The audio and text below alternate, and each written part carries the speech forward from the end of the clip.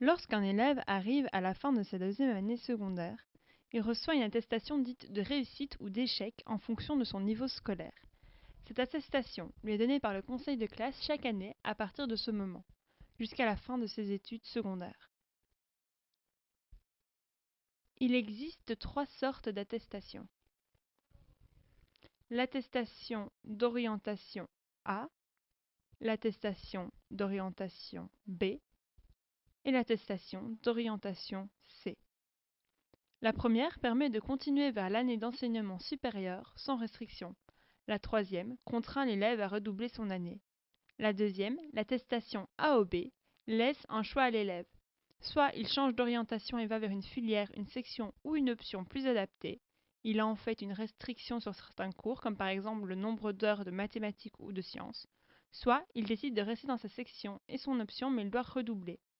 Même si le choix est laissé à l'élève, le plus souvent il choisira la première option, pour éviter le redoublement et le sentiment d'échec qui l'accompagne. Ce choix semble être fait par défaut, l'élève voulant éviter de perdre du temps, quitte à aller vers une section qu'on lui a imposée. C'est ce système que nous nommons la relégation, le fait de reconduire un élève jugé non compétent vers une autre section suite à une attestation AOB.